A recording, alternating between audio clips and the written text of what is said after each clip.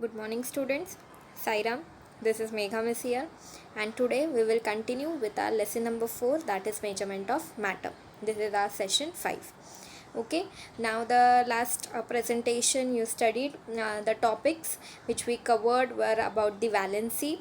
We saw atomic size, we saw of the elements. Yes, then what we have seen, the Avogadro's number we saw. Okay, now molecular mass you have studied. Okay, so now we are going to study about the next topic. In valency also you studied about the variable valency, right? If you remember, now variable valency only we will continue. One more example I would like to give you. We have seen the elements which show the variable valency, but how they are forming the compounds and how the name is changing, then we will see that. Okay, students, now here see, variable valency, ion, that is Fe. You know, we write it as capital F and E. Yes, exhibits the variable valencies 2 and 3. This you have seen in that table. Yes, some of the elements you saw copper, you saw mercury and iron. They are showing the variable valency. Yes, so here the variable valency shown by iron is 2 and 3. Okay, students, therefore iron forms two compounds with chlorine. Now we are going to see the formation of compound. Okay, so here iron, it is forming a compound with chlorine. Okay, so which two compounds are formed? They are forming the two compounds. The first one is FeCl2. Okay, what it is? FeCl2. Capital C, small letter L is the symbol for chlorine. Yes, so what is FeCl2? It is ferrous chloride. Okay, students, and it is forming another compound, that is FeCl3. Now what is FeCl3, students? It is ferric chloride. Okay, so iron, when it is in +2, it is forming ferrous. When iron is in +3 form, iron, it is forming ferric chloride. Okay, ferric it is. Okay, and chlorine will be Cl3 minus. In FeCl2, it will be Cl2 minus. Okay, students, so here you can see the example for the variable valency. We saw the two examples. The iron, it is forming the compound with chlorine. Yes, two compounds formed, that is ferrous chloride and ferric chloride. I hope now you have understood the variable valency. Okay, so iron can give away 2 electrons or it can give away the 3 electrons to form these two compounds. Okay, now the next topic we are starting with, that is the radicals. Now students, what are the radicals? Now, compounds with ionic bonds have two constituents. Okay, these are cations, positively charged ions, and anions, negatively charged ions. Okay, students, they take part independently in chemical reaction and therefore we call them as the radicals. What you will call them, students, as radicals. Okay, why? Because they are independently taking part in the chemical reaction. Each compound, they have got the two parts. One will be the cationic part and one will be the anionic part. Okay, cationic part will be the positively charged ions, anionic part will be the negatively charged ions. Okay, I'll give you an example, simple, that is sodium chloride. Yes, all of you know what is sodium chloride. Yes, so how this sodium chloride, we will see, has two parts, cationic part and the anionic part. Okay, students, now see here my next slide. Now can you see the formation of ions? It is given at the up. Then B diagram, they are saying attraction between opposite charges. C diagram, it is saying formation of an ionic compound. Okay, students, now see here, you can see this is my sodium. Can you see it here? Yes, this is my sodium. Whatever the electrons are there, you know the electronic configuration is of sodium is 11. So first orbital 2 electrons, second orbital 8 electrons, and third orbital 1 electron. Yes, chlorine, this is a chlorine atom. It has got 17 atomic number. So first shell 2 electrons, second shell 8 electrons, and third shell 7 electrons, right? Now chlorine, it is going to require 1 electron because last shell there are 7. When it will get one more electron from sodium, it will become 8 and it will become stable. Yes, like that, when sodium will give away 1 electron, which is here, can you see it is shown with the arrow here? When it will give it to the chlorine, it will also try to become stable configuration. Yes, because the second orbital, it has 8 electrons, which is a stable configuration. Yes, so what can you see here? Na plus sign is given. Why? Because sodium has given its electron to the chlorine, and chlorine, as it has taken the electron, can you see a minus sign here? Yes, it has become a negative. Yes, so can you see this positive and negative? These are opposite charges. They come near to each other and you are getting the formation of the sodium chloride. Okay students, what you are getting the formation? You are getting the formation of sodium chloride. Okay students, did you understand? So here, what is the cation? Na plus is the cation, and what is the anion? Cl minus is the anion. Okay, so this two, they take part independently in the reaction, and hence I can call them as the radicals. Okay students, I hope you understood this part. Okay, now we will see the next one. Now bases such as NaOH, KOH, that is sodium hydroxide. OH means hydroxide. KOH, K is potassium, so potassium hydroxide, are formed when various cationic radicals are paired with different anionic radical, that is hydroxide. Yes, now here Na plus. Okay students, here you will see that this Na is in plus, so it is a cation. Okay, K will be plus, so it is also a cation, and it is bonding with OH. Yes, it has bond with OH, which is the hydroxide and anionic radical. Okay students, hence the cationic radicals are also called as basic radicals. Yes, these are all bases. NaOH is a base, this NaOH is a base, KOH is a base, hence we can call the cationic radicals as the basic radicals. Okay students, did you understand this? Okay, now our next part, different bases are distinguished from each other by basic radicals in them. So we can distinguish different bases by looking at the radicals which are present in them. Okay students, on the other hand, different acids such as HCl, HBr are formed when different anionic radicals are paired with the cationic radical H plus. Okay, so when the anionic radicals like Cl minus, Br minus, they go and attach to H plus, then what we are getting? The formation of the acids. Okay, so therefore the anionic radicals, we also call them as acidic radicals because they are forming acids. So we call anionic radicals as the acidic radicals. Okay students, the difference in the composition of various acids becomes clear from the acidic radicals present in them. So you can easily understand the difference between the various acids when you see the acidic radicals which are present in them. Okay students, did you understand this? Yes, means what you are going to see, Cl minus is your anionic radical here, Br minus is your anionic radical here. Yes, it goes and attached to whom? Cation H plus, and what it is forming? Acid it is forming. So we call the anionic radicals as the acidic radicals. Okay students, did you understand this? Okay, now generally basic radicals are formed by the removal of electrons from the atoms of the metals, such as Na plus. You saw sodium, it gave away its electron to chlorine. Yes, similarly you can have Cu2 plus. Okay, that is copper ions.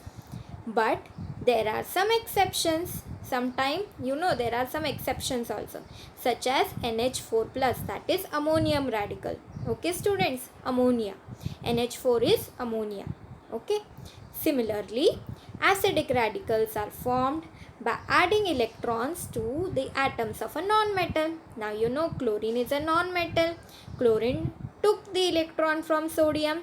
So here it is exception also. What is the exception? Like MnO4 minus. Okay, Mn is manganese oxide ion.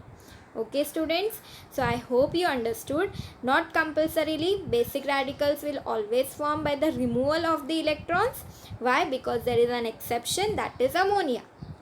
Same way, acidic radicals are not compulsorily formed by adding electrons to the atoms of non-metal.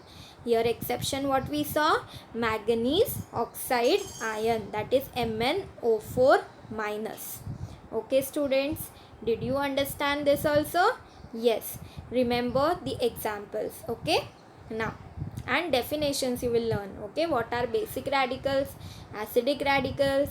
Okay students. Now, monoatomic radicals such as Na plus, Cu plus, Cl minus are called simple radicals. What we will call them as? Simple radicals. Why? They are monoatomic radicals. Okay.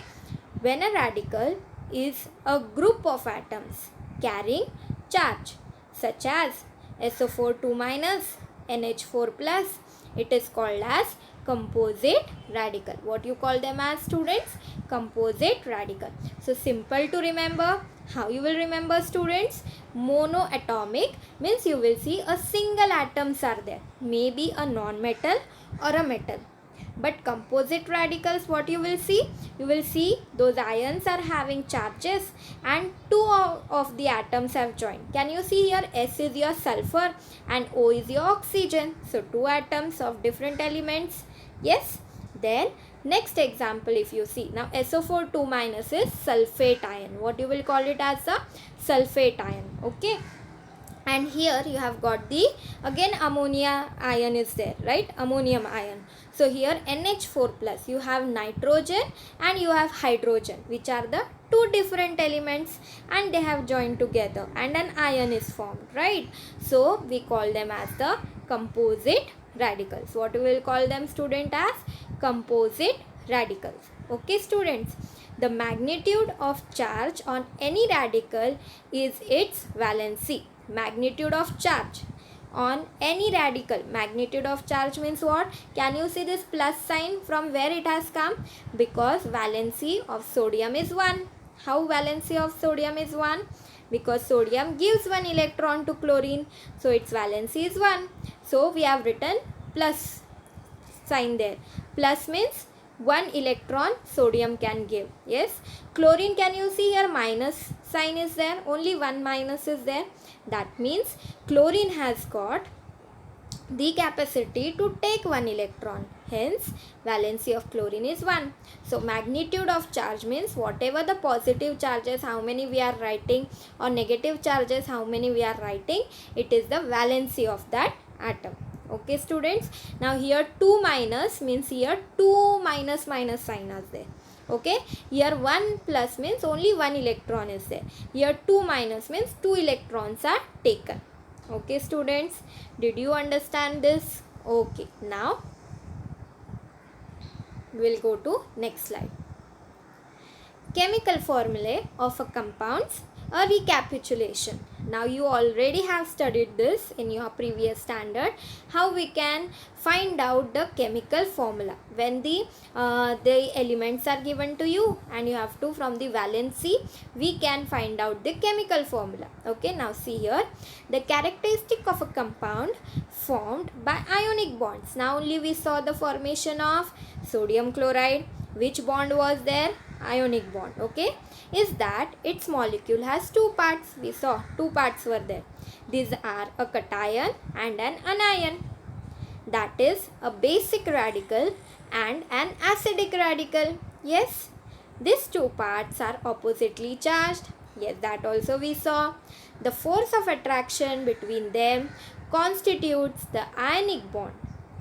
The first word is the name of the cation and the second is the name of the anion. So when you write the name of the compound, sodium chloride, yes, sodium is the cation and chloride is the anion. Okay students, did you understand this, how we write the chemical formula? Okay, now see here. For example, again we will see of a compound such as sodium chloride, we have studied now only, is written by writing the symbol of the cation on the left and adjoined to it on the right is the symbol of the anion. The charges are not shown, though the number of the ions is written as the subscript on the right of the symbol of the ion.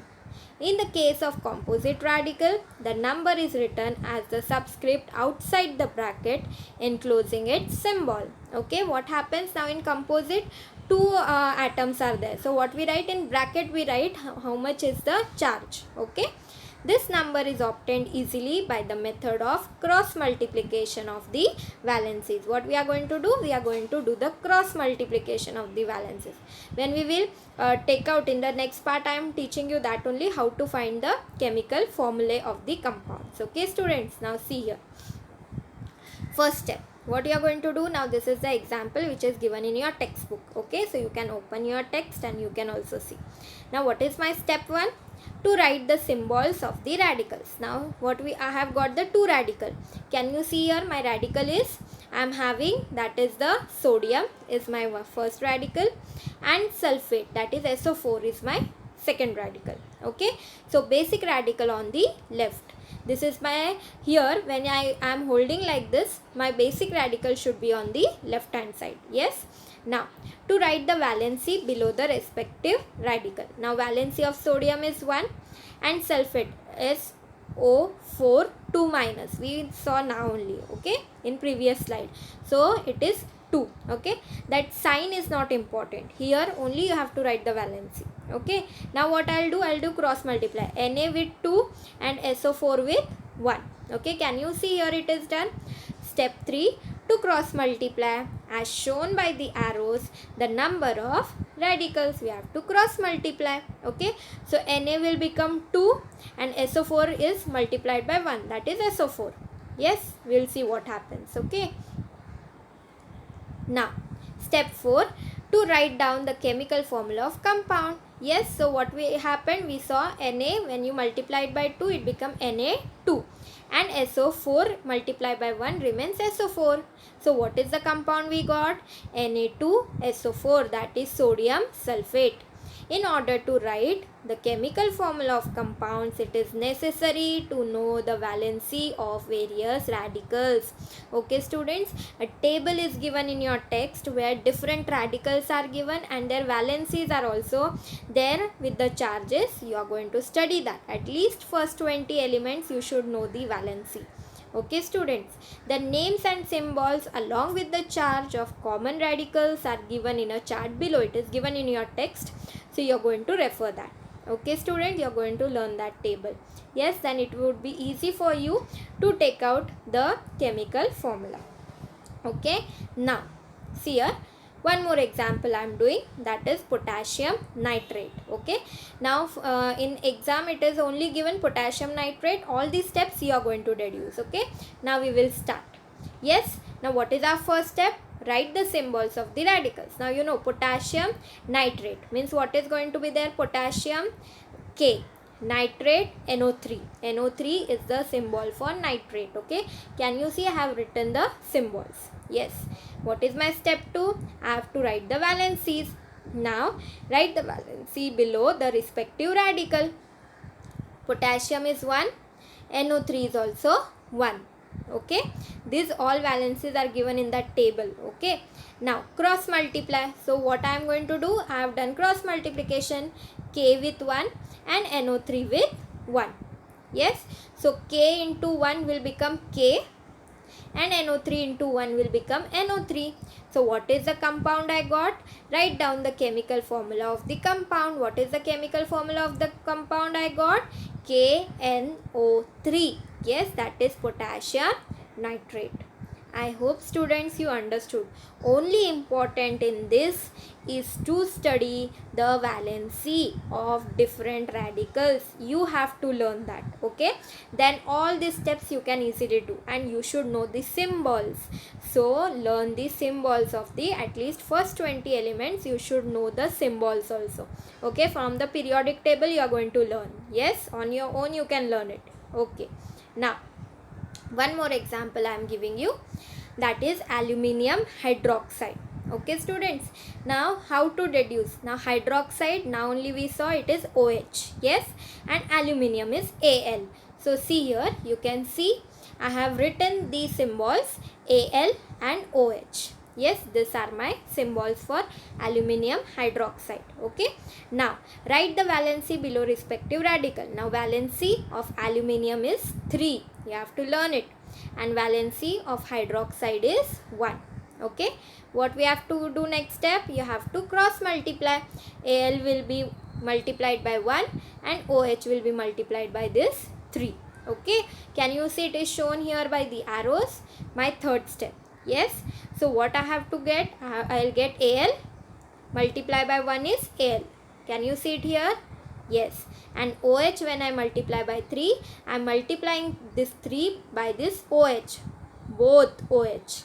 Okay, so can you see I have put a circular bracket written in between OH, and then it is written as 3. Okay students, so what is the compound I got? AlOH thrice. How you will say it as? AlOH thrice. That means oxygen and hydrogen is 3 times here and aluminium is 1 time. Okay, this means it is formed as aluminium hydroxide. Okay students, did you understand this formation of the compounds? Okay, now we'll see that we have come to the end. Okay, so today we studied about, you studied again variable valency. We saw it with an example. You saw the compounds which are formed with the ion, that was ferrous sulfate. Ferrous sulfate is also an example, but we saw about the ferrous chloride and ferric chloride. Yes, then what we saw the radicals. Yes, you saw basic radicals and acidic radicals. Yes, how they are formed, and we also saw what are composite radicals, simple radicals with the examples. Then what we went for? We went for chemical formula of the compounds. How to deduce the chemical formula? Yes, that the 4 steps are important. The step heading is going to be same. Only whichever compound is given, that only radicals will change, and the valency you have to learn. It is very important for you to at least see that chart what I told you to go through. It is given in your textbook. At the end of the lesson it is given. You are going to study that charges. What charges? At least as I told you, first 20 elements you should know, their atomic numbers also you should know, symbols also, and try to find out their valencies. Chart is given in your text. To complete the chart of the valency, try to solve that also. It will be easier for you to understand the concept also when you will do it on your own. Okay students, so I hope what we have learned today, you have understood the concept. You will try to find out the chemical formulae. Examples are given. This example I took from the textbook only, and the next 2 which I took, it is given in the exercise. Okay, so try to solve that by seeing this video. Okay, so here we are also completing with our lesson, that is measurement of matter. As you know, you are going to have it for the exam, so study it properly. Okay, so I hope the lesson measurement of matter also you have understood. Yes, so thank you. We'll meet in the next presentation with a new chapter. Saira.